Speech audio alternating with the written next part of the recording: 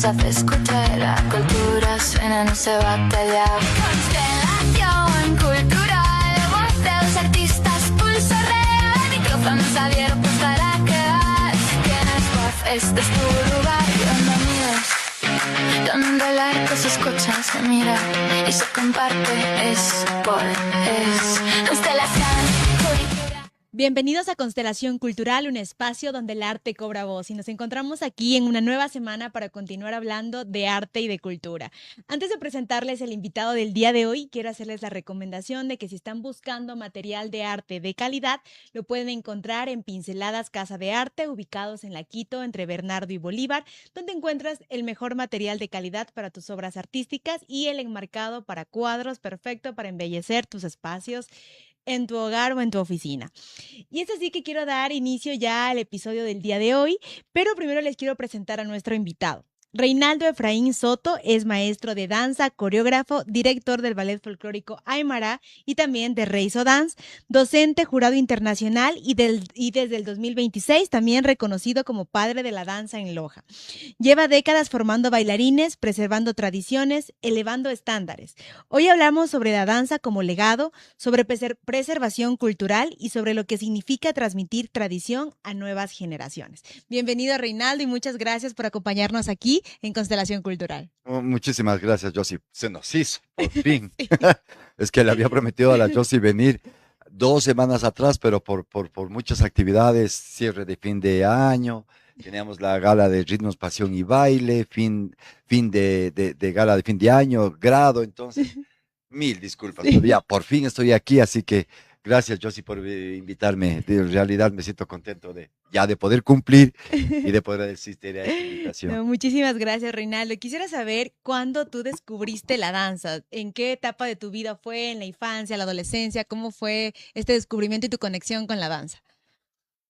Bueno, eso fue a los 13 años, pero fue una conexión media rara, media extraña, porque a mí no me gustaba la danza. No, confieso, no me gustaba la danza. Fue la culpable de todo esto, fue mi mamá. Porque pues en ese tiempo que había el grupo universitario de danzas folclóricas que pertenecía al CUDIC, los bailarines tenían una bolsa de trabajo o tenían un contrato de trabajo. Era un contrato común y corriente como cualquier otro. Y cuando alguien se salía, pues tenía que dejar un reemplazo para que no se pierda la partida. Claro. Entonces teníamos una vecina que ella se retiraba y fue a hablar con mi mamá y mi mamá dijo, ya aquí tengo 2. Por uno tengo 2. Entonces lo mandó a mi hermano Alejandro y a mí nos mandó a la danza. Y claro, nos fuimos de mala gana, de mala voluntad, porque decíamos, esto no es para hombres, ¿qué vamos a ir a hacer ahí? Peor viendo ahí todos con licra y mallas y todo el asunto, pero nos fuimos. Y realmente al principio fue difícil porque pues costó enseñarnos, adaptarnos, Claro. pero una vez que nos gustó, hasta el día de hoy. Mamá después ya nos quiso sacar inclusive de la danza y ya le dijimos, ya no es posible porque ya esto comenzó a ser parte de nuestra vida, entonces ya no hubo cómo. ¿Y cómo era la escena de la danza en ese momento cuando tú iniciaste? ¿Cómo era el panorama de danza en Loja? Pues no había más que un solo grupo, porque se terminaba el grupo de danza de la Academia Santa Cecilia, Okay. pero había nacido ya el CUDIC y el CUDIC decidió crear un grupo. Entonces no había grupos de danza más que ese. Y claro, era poco conocido a la danza. Y entonces era la danza solo la que veíamos en la televisión, la que se veía el ballet, se veía la danza folclórica. Entonces cuando fuimos allá, pues el panorama para nosotros era incierto, pero también veíamos que tenía un futuro muy prometedor, Ujú. muy prometedor. Al principio eran escasos los varones que hacían danza, mujeres había a montón, pero con el pasar del tiempo eso fue cambiando y ya pues ahora vemos el desarrollo que en cambio ha tenido la danza. Ahora hay danza para esta vida y la otra, como se dice ahí, en cantidad. Claro que sí. ¿Y tú tal vez recuerdas quién fue tu primer maestro? ¿Qué fue lo que te enseñó como enseñanza de vida o en el ámbito de la danza?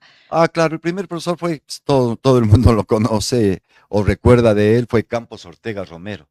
Él fue el primer profesor que tuvo el grupo universitario de danzas folclóricas, porque así se llamaba antes. Después ya le pusimos el nombre de Ballet Folclórico Internacional Aymara. Y entonces, una de las cosas que recuerdo, de las muchas cosas que recuerdo con Campos, que era nuestro primer director, fue que él nos enseñó muchísimo el asunto de la disciplina, de la disciplina. Él decía, Fundamental. fundamental en la danza o creo que en cualquier rama Sí. artístico, en cualquier actividad, pues la disciplina. Entonces él decía, nosotros somos acá bailarines, pero vamos a ser muy disciplinados, disciplinados en el horario, disciplinados en las presentaciones, disciplinados hasta en doblar una camisa, en doblar el vestuario, y así como nos la entregaban, nos la devolvíamos, ¿no? La devolvíamos disciplinados en todo ese accionar de la danza, comprometidos hasta más no poder, nos enseñó ese compromiso y más aún cuando salíamos al escenario, compromiso para el ensayo, compromiso para una presentación. Nosotros dejábamos el colegio por ir a una presentación, Sí. no, no, y comenzamos a ese nivel. Más importante era la danza que lo demás y también nos enseñó que pues cuando uno asume una responsabilidad, la asume con seriedad. Y claro, él nos enseñó una frase que hasta ahora la manejamos nosotros. La danza comenzó a ser ya un estilo de vida para nosotros. Entonces nos decía, tiene que ser buen bailarín, tiene que ser buen hijo, buen estudiante en el colegio y buena persona. Siempre nos enseñó eso y nos inculcó eso. Ujú. Interesante. ¿Y cuándo supiste que querías enseñar y no solo bailar? ¿Cómo fue este proceso de pasar de ser un bailarín también a ser un maestro, ¿no? De la danza. No, si yo tuviera la posibilidad de regresar el tiempo, no escogería enseñar. Yo me quedaría como bailarín, porque fue cuando por esas cosas, yo toda la vida fui bailarín, ¿no? Entonces, ni coreógrafo siquiera. No, y al principio fui utilero, del ballet fui utilero, pero ya pues pasaron los años y por esas cosas de la vida el director, bueno, vinieron mucho más directores y cambiaban en ese tiempo, porque en ese tiempo quien elegía el director eran los bailarines. Y entonces pues decidieron cambiar al director anterior y me propusieron a mí que me haga cargo del ballet y yo me hice cargo del ballet. Eso fue en el año 1997. Ah, Por obligación me tocó ser director y por obligación me tocó comenzar a montar mis primeras coreografías. Yo nunca en mi vida había hecho coreografía, pero me encontraba en una situación que era el director. Entonces, pues ya me tocó aprender a enseñar, me tocó aprender a dirigir ese ballet, porque antes yo ya con Aurita Ocampo dirigíamos el elenco de danza contemporánea y de ballet de la Casa de la Cultura. Y ahí era coreógrafo ya también. Pero en el ballet mm, de Aymara, fue ahí que empecé, que aprendí. Y sí me gustó. Pero si tuviera la posibilidad de regresar el tiempo, yo me quedaría como bailarín porque no hay cosa más cómoda, más hermosa que bailar. Sí, porque eso de dirigir, es que no solo la dirección del ballet, es la dirección de todo. Es que uno como los director tiene mínimos que hacer de detalles. todo, tiene que ser relacionadista público, tiene que ser bailarín, tiene que ser coreógrafo, director, tramitador, uno hace de todo, en Sí. verdad. Para que Entonces, funcionen las para cosas. que funcionen las cosas. Entonces, como bailarín, en cambio, no solo baila, qué rico, fíjese, solo bailar. Disfruta del arte de la Sí, danza. sí, sí. ¿Fue difícil, tú dirías que fue difícil para ti convertir la danza en profesión? O sea, que es difícil tal vez convertir la danza en una profesión en Ecuador. ¿O cómo lo ves tú desde tu perspectiva? O sea, de mi perspectiva, no. Yo creo que no es difícil ser un profesional de la danza. Creo que más bien hay que darle su puesto a la danza, su puesto en la vida de uno a la danza, porque yo también, aparte, seguí la carrera de comunicación, soy licenciado en comunicación, y entonces dije, bueno, la danza va a ser también mi profesión, aunque no, en ese tiempo no había para una carrera para seguir Sí. danza, porque si no yo lo hubiera escogido, yo me quise ir a estudiar a Rusia, yo quería estudiar ballet, pero no fue posible. Entonces dije, de la danza voy a hacer una profesión. Y es como cualquier otra profesión, Ujú. solo que hoy en día se la ve como un hobby, porque los Sí. papás dicen, mi hijo está ahí por hobby, porque lo más importante es la carrera de medicina, de ingeniería, de arquitectura. Yo dije, no, la danza va a ser parte de mi vida, voy a hacer una profesión de ella, porque yo incluso comunicación social estudié mucho después, Ujú. porque mamita quería que siga contabilidad, no me gustó la contabilidad, seguí y la dejé. Luego quise seguir ingeniería en sistemas, pero por el tiempo yo tenía que trabajar y entonces dejé ingeniería de sistemas, pero la danza comenzó a ser parte de mi vida hice una profesión de ella. No es difícil, siempre y cuando uno se entregue con pasión, con amor y haga las cosas bien. Claro que sí. Tú fuiste a estudiar en Cuba en el Ballet Nacional. ¿Cómo fue esta experiencia? Pero tú también estuviste ahí, claro. Ah, no, fue una experiencia maravillosa. Yo no me lo imaginé jamás, no me lo imaginé jamás. Y no me acuerdo por qué fui a parar ahí, no me acuerdo cómo fue el trámite. El hecho que yo me enteré que en el Ballet Nacional de Cuba hay la cátedra del ballet, Sí. donde van bailarines de todas partes del mundo a perfeccionarse y a capacitarse. Entonces, dije yo me voy a ir, me voy. Entonces, armé maletas y me fui. Pero yo pensé, yo iba a estudiar la metodología del ballet, porque yo para bailarín ya estaba viejito en ese tiempo. Ahora estoy mucho más, pero entonces me fui y allá resulta que por lo caro que es la vida, yo había llevado presupuesto como para quedarme un año, creo, pero resulta que por lo caro que es la vida allá y todo el asunto, no me alcanzaba para quedarme más que un mes.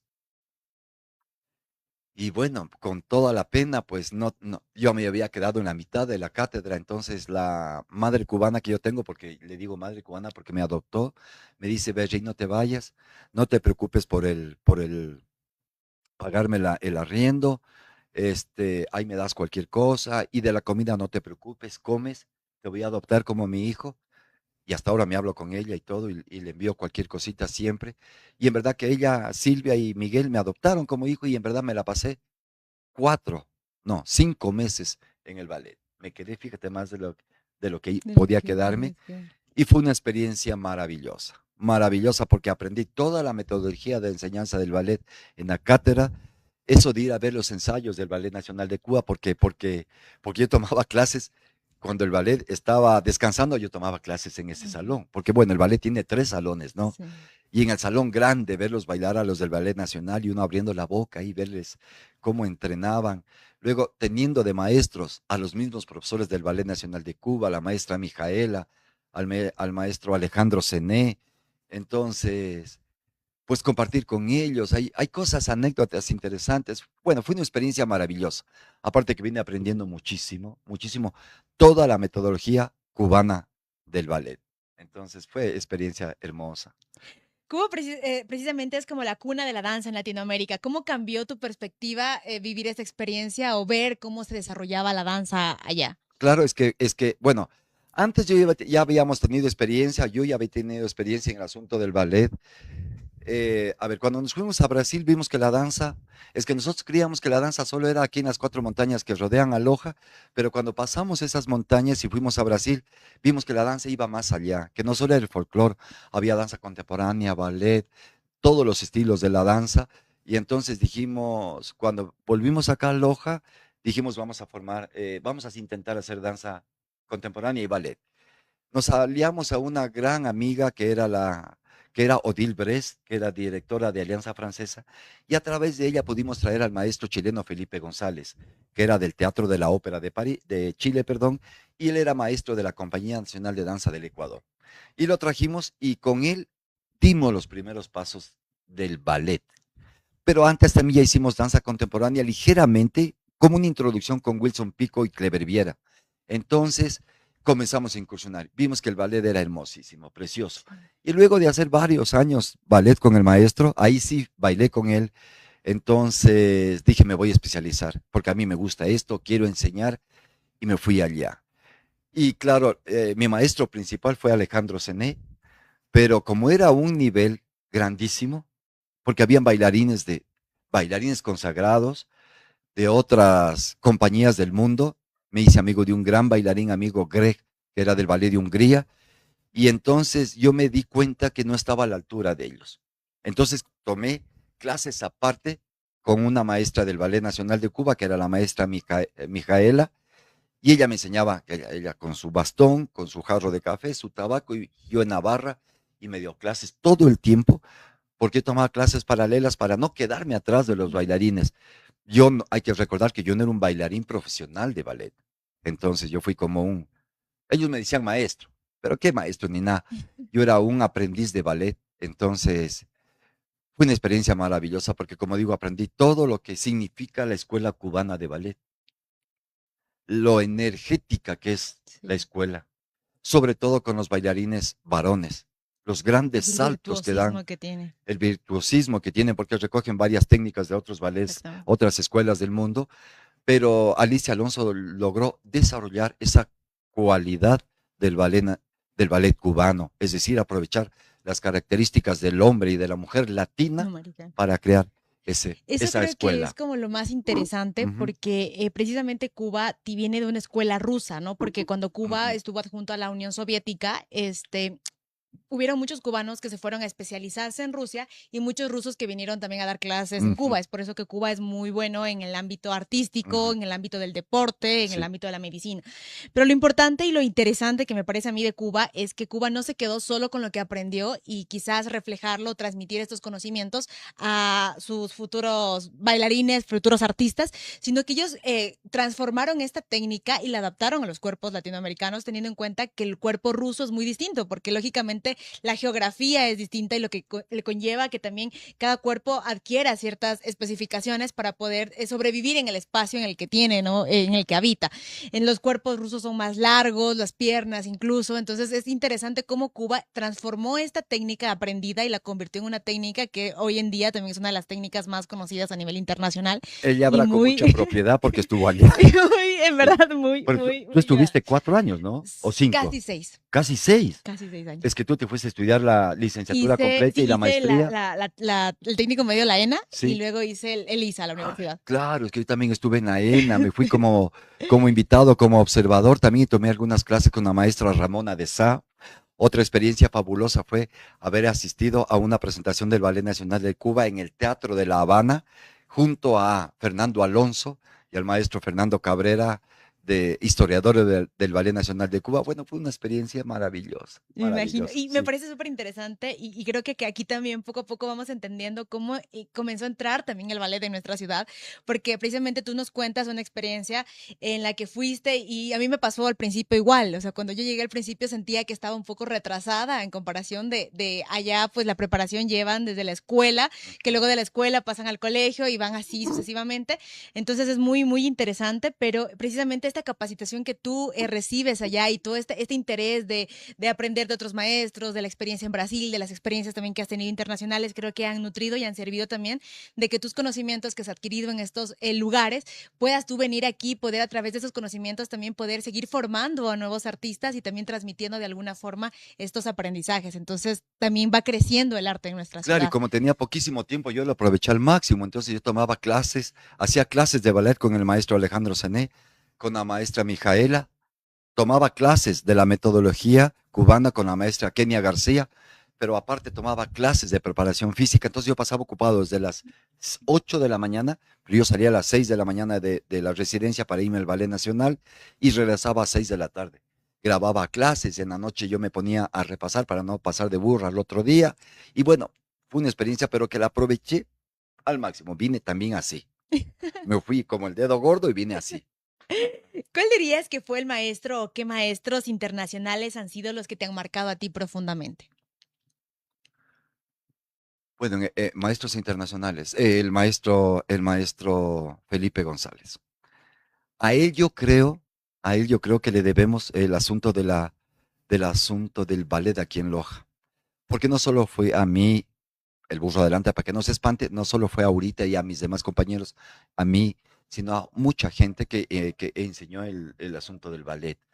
Nos metió ese bichito del gusto por el ballet. Y bailé ballet, yo bailé ahí Bolero de Ravel, el Mesías de Federico Händel, montamos, eh, ya se me fue el nombre, Acopelia, Exultate, de las que me acuerdo que bailamos con él y nos metió ese gustito, pero aparte de eso, él también, como nos fue enseñando parte de la metodología para nosotros poder difundir y para poder enseñar y extender el asunto del ballet. Y entonces, él fue uno de los que me marcó. Otra maestra que creo que me marcó mucho fue también la maestra Marisol Ferrari, que es una maestra Premio Nacional de Venezuela, Premio de la Danza de Venezuela. Yo con ella tomé las clases y nunca había escuchado hablar de la composición coreográfica y el dibujo coreográfico. Entonces con ella tomé un taller Y ahí aprendí todo lo que son los niveles, direcciones, simetrías, asimetrías en la danza. Ella marcó también muchísimo. Y obviamente hubieron maestros nacionales que me han marcado mucho también, que fue su onda, el Clever Viera, el Wilson Pico, May Scream, Terry Araujo, Susana Reyes, ellos, a Pablo Cornejo, y también otro maestro importante es el maestro Jorge Arcolea de la Compañía Nacional de Nacional de Danza. Danza. Sí. Creo que sí, insertándonos ya en el ámbito también de ti como maestro, ¿no? Ya que iniciaste, ¿no? Con este ámbito de la educación, de la parte de la danza, ¿no? En nuestra ciudad, quisiéramos también que nos puedas contar un poco de cómo nace Reizo Dance. Bueno, Rey Dance nace porque, como es de dominio público, yo empecé en el CUDIC, y el CUDIC, pues durante 35 años se dedicó a lo que es la difusión, no solo de la danza, sino de todo lo que en materia de arte se Música. refiere. Entonces, música, danza, teatro. Nosotros en el CUDI creamos la escuela de ballet, creamos el elenco de danza Ujú. contemporánea, creamos el primer elenco de baile moderno en Loja. Y entonces, bueno, se fue. Ya no era solo el grupo universitario de danza folclóricas, era la sección de danza del Y lo CUDIC. hicieron muy conocido también, porque Claro, el claro. CUDI, que era el que más Lo sonaba en máximo, su lo momento, y era máximo. ajá, lo mejor de lo mejor en Loja Claro, realmente. y creamos esa sección de danza, ¿no? Entonces, pues desgraciadamente, como es de dominio público, en el año 2014, en el 2015, el CUDIC cerraba sus puertas por una decisión equivocada, que yo digo que es equivocada, no voy a ahondar sobre eso. Y entonces se decidió en la universidad cerrar el CUDIC. Pues alguien dijo que no era, que la universidad no estaba llamada a difundir arte y cultura, y por lo tanto el CUDIC estaba de más, y de un día para otro cerrado, patitas en la calle. Entonces yo dije, bueno, hasta aquí llegué yo. Voy a colgar mis alpargatas, mis zapatillas, mi poncho, y Rey, dedícate a otra cosa. Pero fueron los padres de familia de toda la sección de danza, porque éramos altísimos, Sí. que dijeron, no, Rey, ¿cómo va a creer? Mire, móntese su academia particular, privada, nosotros le ayudamos a buscar un local, no deje a nuestros hijos. Fue en cuestión de 3 meses que los padres de familia me ayudaron a conseguir, y conseguimos por el primer local, el Tesoro del Saber. Ahí nos prestaron, y el segundo ya definitivo es el que estamos ahora, que fue el Instituto Simón Bolívar. Y en el 2014 iniciamos ya como Reizo Dance, con toda la gente que era del CUDIC, lo formamos ahí. Así nació Reizo Dance. Y claro, fue una experiencia dura al inicio, porque nos quedamos sin vestuario, sin nada, empezamos desde cero. Y hay grandes amigos que como ya habían otros grupos de danza, nos prestaron ropa para empezar, para comenzar a presentarnos. Comenzamos a hacer actividades, rifas, bingos para comprar, todo lo que necesitábamos. No teníamos nada, ni siquiera una grabadora. Entonces comenzamos a hacer actividades, rifas y bingos y todo para comenzar a sacar dinero, y comenzamos a comprar ropita, comenzamos una grabadorita, y así comenzamos a comprar muchas cosas, ¿no? Entonces ya ahora Reizo Dance ya es una institución grande, ya tiene personería jurídica, y ya es otra cosa ya. Claro que sí. ¿Tú cuántos estudiantes dirías que han formado en Reizo Dance a lo largo de estos años? Ay, Madre Santísima, ¿cuántos serán? Pues cada año tenemos cerca de 150 estudiantes. ¿Qué será? Pues serán 1000, 2000, no. En verdad, debo. No he hecho esa estadística y debería hacerlo, ¿no? Pero no he perdido la cuenta, pero son muchísimos. Y creo que desde mucho tiempo atrás, desde el CUDIC, son generaciones. Incluso hay muchas academias hoy en día que, que son, cuyos directores, cuyos coreógrafos son nacidos, unos en el CUDIC y otros en Reizo Dance. Y qué bien, ¿no? Porque formamos, y esto, la idea es que siga extendiéndose, y que ojalá tengamos danza para largo, y ojalá hayan muchos grupos, porque eso también nos hace competitivos a nosotros y a todos, Claro ¿no? que sí. Tú precisamente, bueno, como mencionabas hace un momento, dentro del CUDIC habían distintos grupos de baile urbano, de contemporáneo, de folclore, y bueno, cada uno de ellos también fue teniendo un nombre propio y el cual también se fue posicionando. Ajá. Y precisamente uno de los grupos que más se posicionó, diría, o uno de los principales también en el ámbito, fue en el del ámbito folclórico, que fue el Ballet Folclórico Internacional Aymara. ¿Cuándo y cómo fue el nacimiento del Ballet Folclórico Internacional Aymara y por qué el nombre de Aymara?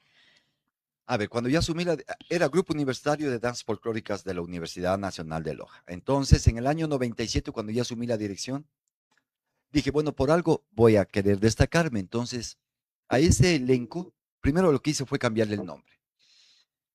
Y, y luego le dije, voy a darle un cambio cualitativo y cuantitativo a ese elenco. Vamos a dejar de hacer ya solo danzas nacionales y vamos a hacer danzas internacionales. Y entonces comencé, fue el primer elenco acá en Loja y creo en la región y el país que comenzó a hacer primero danzas, que comenzó a hacer danzas ya internacionales en su repertorio. Las primeras coreografías que monté fue, y hasta ahora me gozan, Saya, Tango y Marinera. Y entonces comenzamos a hacer el repertorio internacional del Ballet Aymara. Y bueno, pues le pusimos el nombre porque cuando yo asumí la dirección también, unos mesecitos después el elenco viajó a Europa, viajó a España, hicieron una gira allá y ya no volvieron y se quedaron. Y solo regresaron dos y con los que nos quedamos apenas 4 parejas. Entonces, así despechado de la vida, estaba leyendo y estaba leyendo sobre la cultura y leo sobre la cosmovisión del hombre aymara, que es de Bolivia. Y resulta que ellos tienen 7 puntos en la cosmovisión, un punto hacia arriba, que es el Taita Sol, que es el Dios, un punto hacia abajo, que es la tierra, que hay que pisar firme sobre la tierra, un punto hacia atrás, que es el pasado, lo que nos pasa, las cosas que nos han pasado, malas o buenas, de ese pasado que nos sirvan para proyectarnos a un punto hacia adelante, que es el futuro. Y en ese futuro siempre vamos a estar con un punto a la derecha que son nuestros amigos, otro punto a la izquierda que son nuestros enemigos o las adversidades y un punto central que es el corazón. Entonces con todo eso me llegó y dije voy a ponerle Aymara y le puse Aymara, Ballet Folclórico Internacional, Aymara.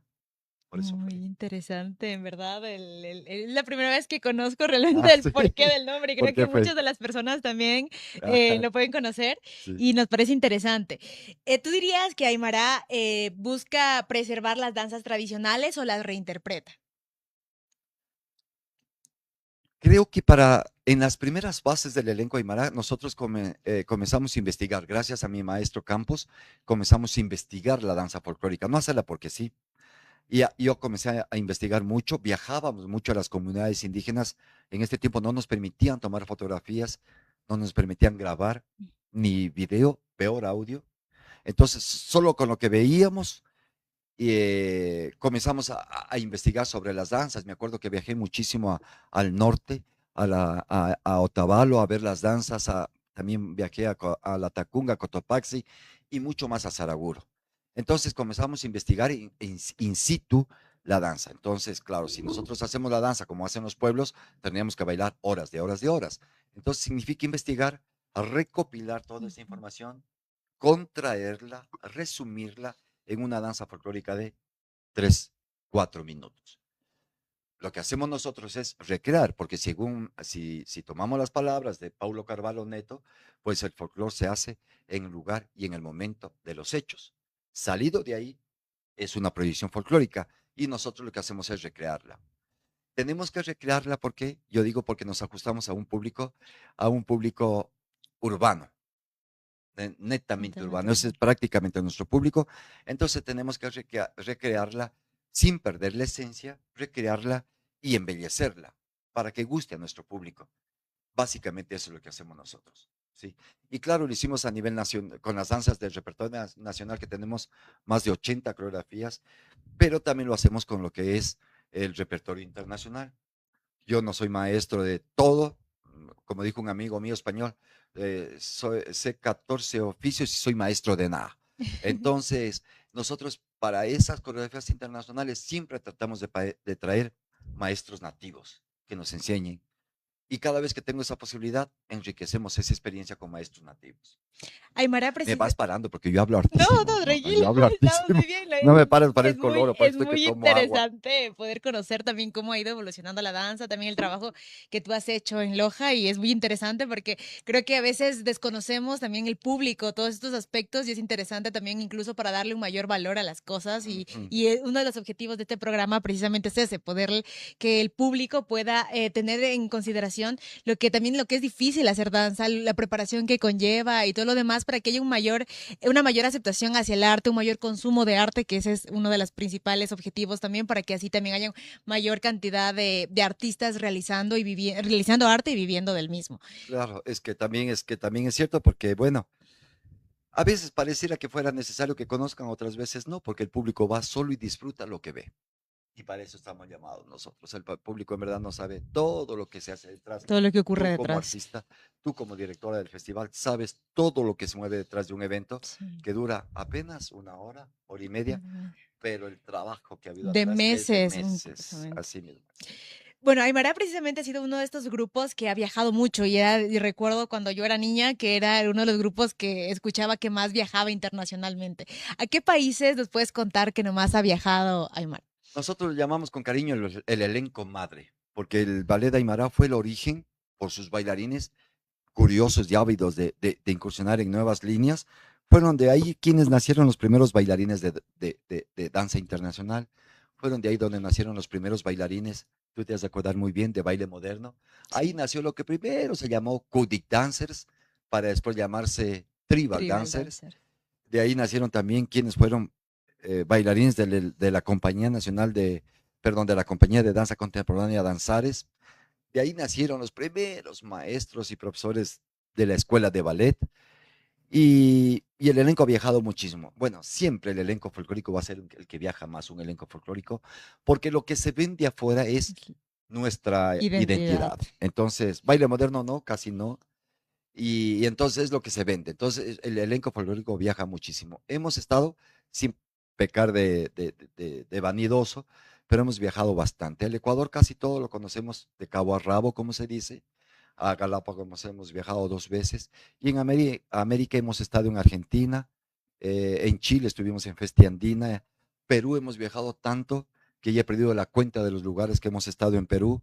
Hemos viajado a Brasil, hemos estado en Venezuela 2 veces en el evento Danza Solidaria, en Colombia, hemos estado en El Salvador, también estuvimos en Panamá y también estuvimos en España viajando en la región de Andalucía, de los países que recuerdo, sí. ¿Qué se siente o qué sentiste tú al ver estos jóvenes lojanos representando nuestra cultura, ¿no? La cultura de acá en escenarios internacionales. Cuando era muchacho, cuando viajé por primera vez a Brasil, que fue en el 87, tenía creo 18 años. No, bueno, no era tan muchacho, 18 años. Sí, entonces, primero uno se emboba, se embriaga con la belleza paisajística, con la cultura de otro país. Uno se emboba y uno ve que el mundo es tan gigante, es tan grande. Y luego cuando compartes con otros artistas, con otros bailarines, unos con mejor nivel que nosotros, y aprendes nuevas cosas y miras nuevos estilos de danza, te apasiona muchísimo y dices, pucha, estoy enterito, me falta tanto por hacer, me falta tanto por aprender, y eso te motiva, ¿no? Para regresar a tu país y empeñarte en seguir aprendiendo porque una de las cosas difíciles en nuestra ciudad es tener maestros capacitadores. Siempre fue un Sí. problema de poder traer un maestro. Traer un maestro de Quito era difícil, no se diga traer un maestro de afuera. Ujú. Y entonces cada oportunidad que teníamos era capacitarnos.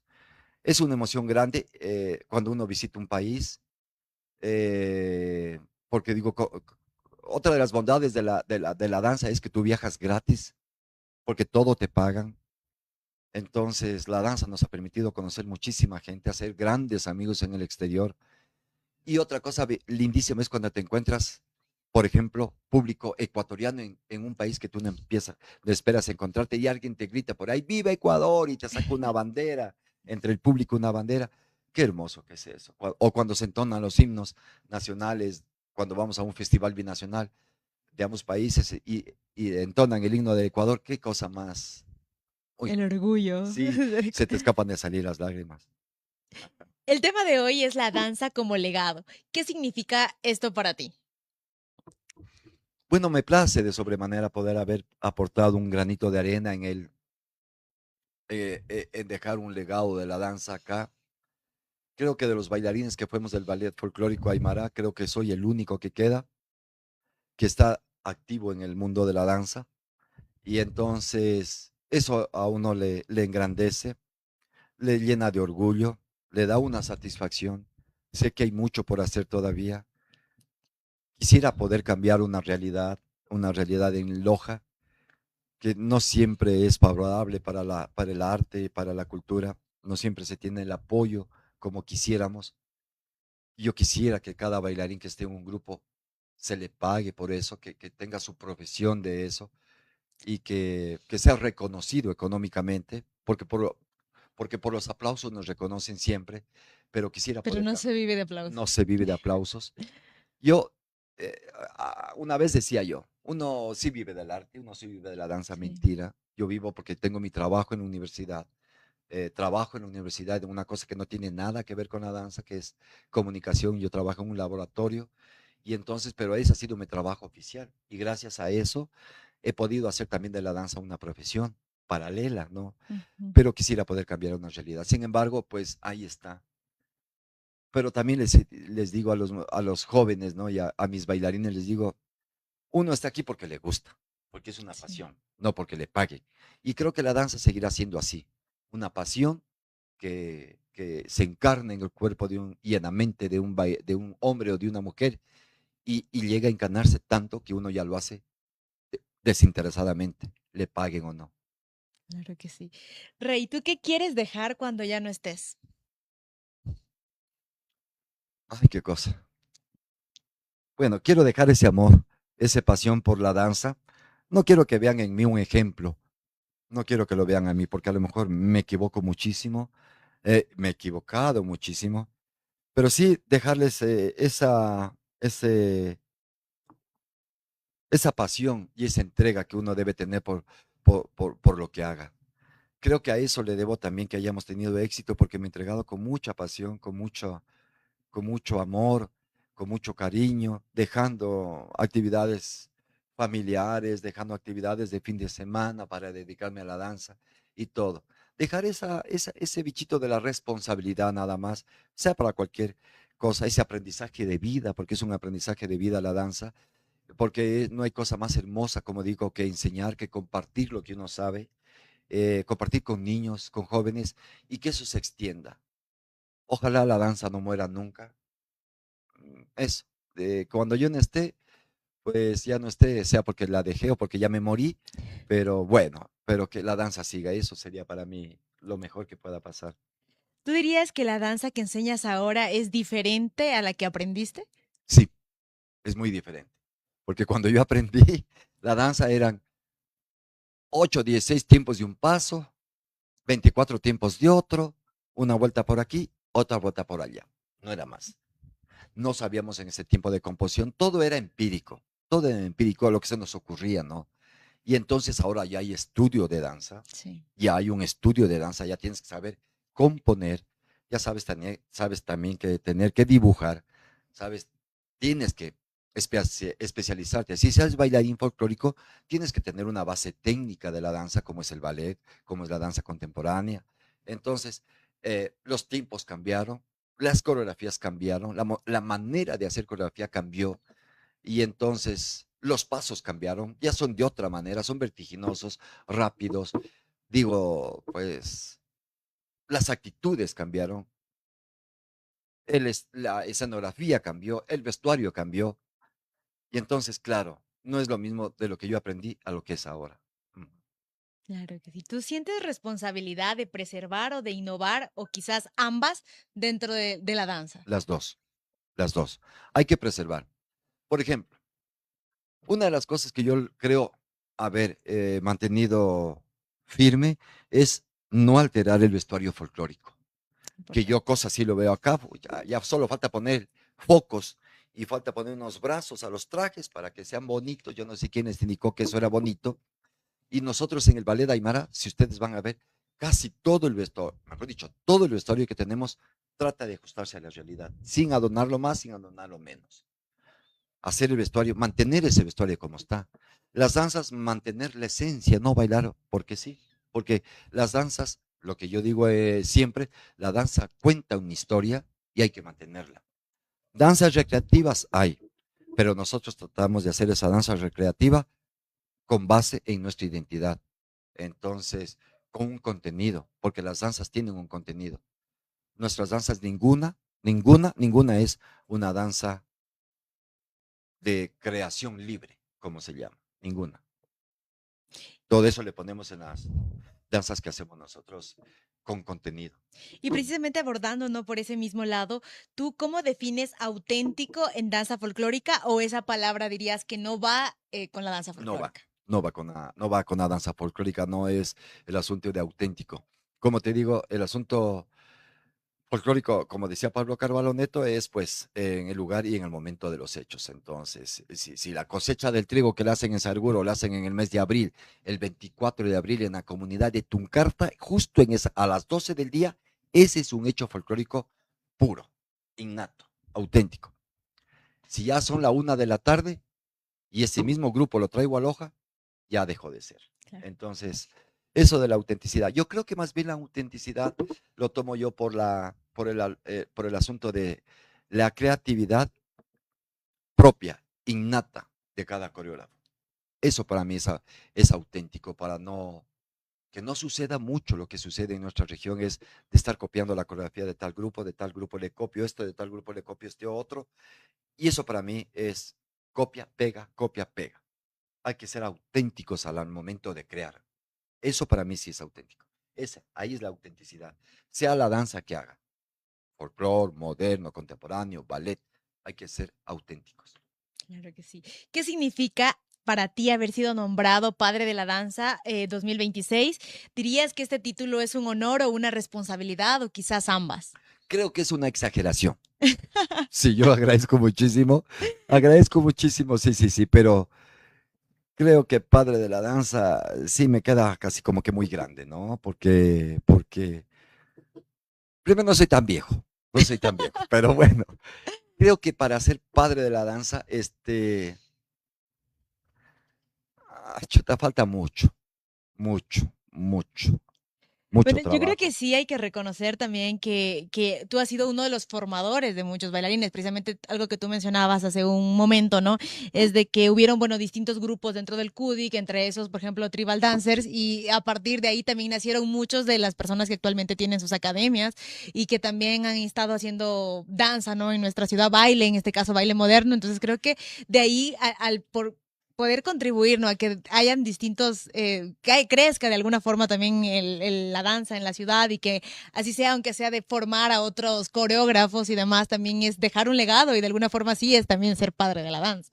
Sí, bueno, no, sí, viéndolo desde ese punto de vista, sí, sí, en verdad, porque gracias a ese trabajo, que no solo lo desarrollé yo, eso hay que ser honesto pues, si nosotros es bien cierto y dimos el paso para crear tal o cual elenco, para crear tal cual línea, también han habido exponentes en esas líneas, como nos recordar a Jackie Soto, a Marco Medina, Henry Pineda, Ujú, pues Ricardo Ruales, claro. pues por decir en la línea folclórica, cómo nos recordar a Marco Medina, John Toledo, Alejandro Soto, en la línea folclórica, ¿no? Y muchos maestros de la danza, muchos compañeros que se desarrollaron ahora mismo, por ejemplo, Darwin Cuen, que está en Ipsis, y así, para no pecar y olvidarme de muchos, pero hay muchos compañeros que hicieron su trabajo y han hecho su trabajo. Hoy mismo hay muchos jóvenes que son muy buenos coreógrafos. Y también, sabes que esa fue otra de las bondades que tuvimos en el CUDI, fue que dijimos, y en academia, fue el de que nosotros tenemos que incentivar el fomento de nuevos coreógrafos. No solo bailarines, sino coreógrafos, porque eso es importantísimo para que esto siga. Ujú. Claro que sí. Tal vez hay algún estudiante cuya transformación te haya marcado profundamente, Algunos, pero el que muchísimos. más recuerdes. ¿O por qué? ¿O cuál fue esta experiencia? O en qué sentido fue esa transformación? Creo que uno se deja llevar, ¿sabes por qué? Yo sí, por la condición de un niño que tú crees que a lo mejor no puede dar y resulta que ese niño Te sorprende. te sorprende. Así me pasó con un joven que cuando yo lo recibí era un niñito, estaba en la escuela de ballet, se llama Carlos Quintuña, y claro, este muchacho desarrolló tan bien,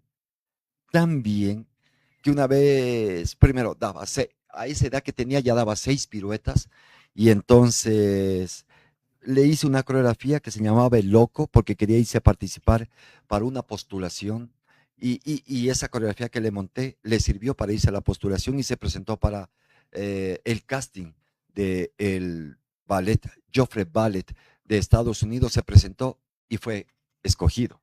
Y no solo él, sino 10 alumnas mías, pero pues como eran muy niñitas y tenían que tomar la decisión de irse en ese momento, las 10 niñitas como mamitas no las mandaron, no se fueron. Y en cambio la mamá de Carlos habló conmigo y me dice, ¿qué dice Reinaldo? ¿Lo envío, lo mando? Mándelo, digo, mándelo, porque otra oportunidad como esta no la va a tener en su vida. Y lo mandó y se fue. Y ahora le sigo en sus redes sociales y lo veo totalmente transformado, transformado. Ahora ya lo veo hombre, pues, porque yo cuando se fue era un jovencito, un adolescente, un niño prácticamente, y ahora ya es todo un bailarín excepcional del ballet. Entonces, eso te marca, dice, bueno, si lo escogieron fue por algo, porque Ujú. creo que lo ayudé, creo que lo formé. Claro, él tiene sus condiciones, no hay que negarlo, pero creo que contribuí para que se pueda ir. Claro que sí. Ujú. ¿Tú dirías que la danza une o divide? La danza es una familia. Yo creo que la danza une, une. Une a gente de distintos estratos sociales, de distintas condiciones, unos que les gusta la danza, otros que no les gusta y que entran por novedad, pero nos unen una gran familia. Ojalá sí podamos, los grupos, las diferentes academias, poder trabajar unidos, que creo que en eso nos falta, ser unidos, porque la unión hace la fuerza y porque todos estamos haciendo lo mismo. Entonces yo creo que en esa unión nace también una fortaleza. Hubo intentos a nivel nacional de hacer la unidanza, a nivel nacional asistimos, pero fue bien difícil porque obviamente hay intereses que cada grupo tiene y aquí en Loja se intentó hacer lo mismo, pero no fue posible.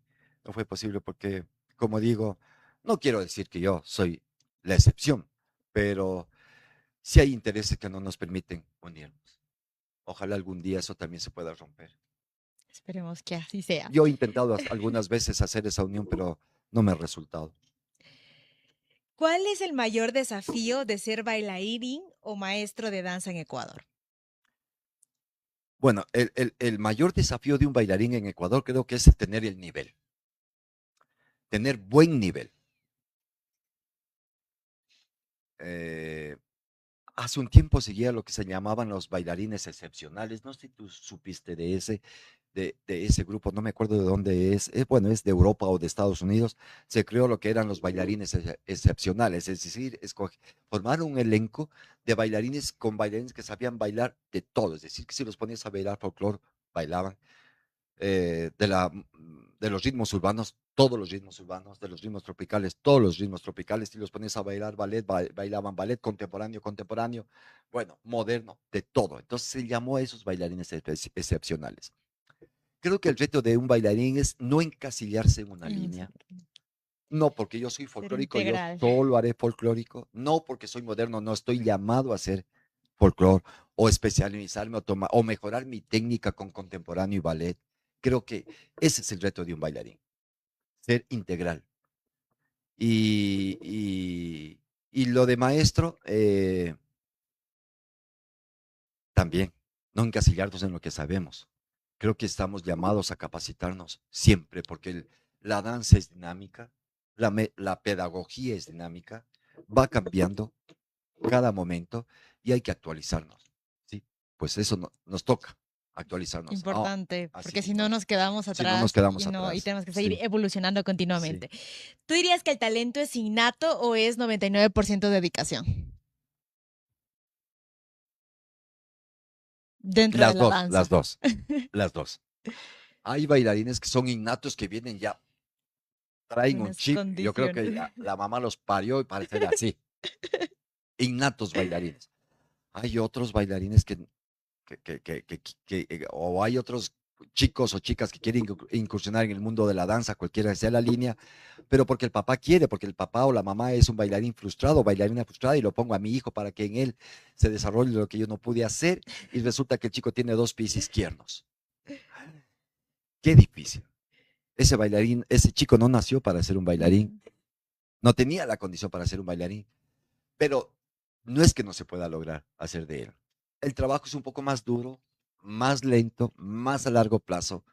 Entonces ahí se dan las dos condiciones. Hay unos que nacen innatos y hay otros que se hacen. Yo creo que soy uno de los que se hizo a la fuerza, porque yo creo que no tenía condiciones, pero bueno, me hice a la fuerza. Pero yo creo que sí es súper importante realmente el tema de la dedicación, la constancia, la disciplina que mencionaste hace un momento, porque yo he visto personas que tienen un talento increíble, o sea, en el mundo y que quizás no tienen esa disciplina y esa dedicación, y he visto personas que quizás tienen dos pies izquierdos, pero tienen una dedicación tan grande y tan constante que evolucionan y terminan, porque al fin de cuentas se va acostumbrando a su cuerpo y hacen una transformación increíble y muchas veces he visto cómo estos bailarines que tienen dos pies izquierdos pueden superar a los que tienen talento, quizás porque que tienen talento no se dedicaron o no le pusieron el empeño necesario para continuar evolucionando. Oh, tienes toda la razón del mundo, claro que así es. Hay bailarines innatos que digo, bueno, este va a ser un bailarín estrella y este se va a dedicar a esto. Había un bailarín del Ballet Nacional de Cuba que se llamaba Jaciel, muy bueno el muchacho, estuvo aquí en Lojar, compartimos con él escenario también en Venezuela. Lindo el bailarín. Pues, ay, este va a ser una estrella.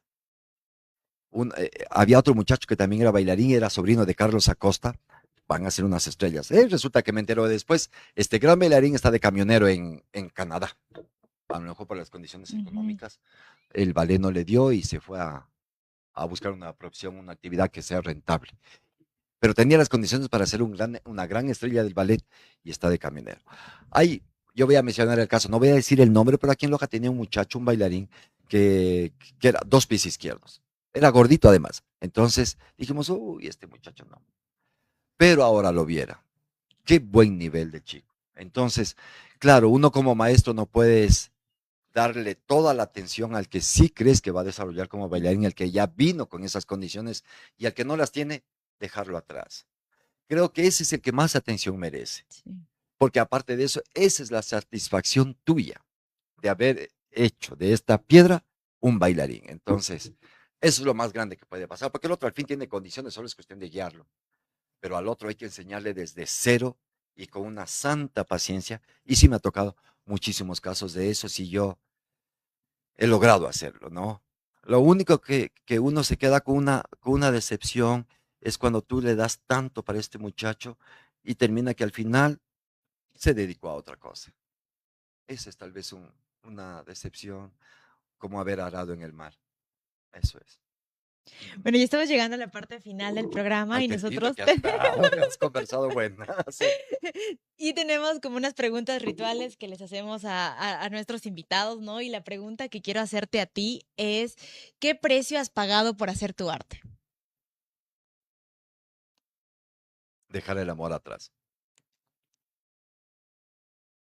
Para que sepan que todos, es muy interesante y me gusta esa pregunta porque cada artista muestra desde su perspectiva de la vida los sacrificios que ha tenido que realizar, las cosas por las que ha tenido que pasar. Sí. Y sí, realmente el arte también te consume mucho en el ámbito de la vida y sí, lo digo también por experiencia. Bueno, quiero, Rey, que no le pase lo mismo a la Yossi. Bueno, es nuestro elemento del programa y quisiera que tú puedas dejar tu huellita en donde tú elijas. Ay, qué lindo, mira ese detalle, qué hermoso, qué lindo, mi Y bueno, mientras Rey nos regala su firmita, quiero seguirles invitando a todos ustedes que puedan asistir a todos los eventos culturales y artísticos que se están desarrollando en nuestra ciudad, que podamos seguir apoyando el arte, podamos seguir apoyando la cultura, que realmente es fundamental para poder seguir creciendo como ciudad, para seguir también apropiándonos de nuestra identidad, sobre todo que es muy importante para poder proyectarnos Loja a nivel nacional y también así a su vez hacia el mundo. Así que les invitamos, hay muchos eventos en los distintos teatros. También la próxima semana iniciamos el segundo festival de microteatro que se va a desarrollar en el Teatrino de la Casona Cultural y va a estar en horarios de 19 y 20 horas los días lunes, martes y miércoles. Así que todos ustedes están invitados. Muchas gracias también, Reinaldo, por acompañarnos el día de hoy, poder dialogar, poder conocer un poco más de tu trabajo, de la labor que has venido realizando y también del legado que nos estás dejando. Aloha. A ti, mi Josie quería. Muchas gracias de todo corazón. Y como te digo, una vez más pido mil disculpas por no haber estado a tiempo en las semanas anteriores, pero bueno, aquí estamos. Te felicito por el programa. Es un espacio que nosotros los artistas lo necesitamos para difundir lo que hacemos. Y pues nada, desearte que sigas adelante, que ese sea un programa de larga duración. Y desearte todo el éxito del mundo, no solo aquí en el programa, sino también en tu vida como artista, como gestora, como productora y en fin, en toda tu actividad. Muchísimas gracias, Reinaldo. Y antes de despedirnos, quisiera que nos puedas mencionar cómo podemos encontrarte a ti o a tu academia también dentro de redes sociales para que la gente también te pueda seguir y pueda seguir tu trabajo. Valga que estamos para hacer publicidad, estamos con los talleres vacacionales, así que encuéntrenos, estamos en la 18 de noviembre y Lourdes frente a la Reforma y también todo lo que quieran conocer de Reizo Dance, estamos en las redes sociales, en todas nos encuentran como Reizo Dance y también tenemos nuestra página web www.reizodance.com. Muchísimas gracias, así que todos ya saben también que pueden disfrutar de estos talleres vacacionales. Esto ha sido Constelación Cultural, un espacio donde el arte cobra voz y nos vemos en un próximo episodio.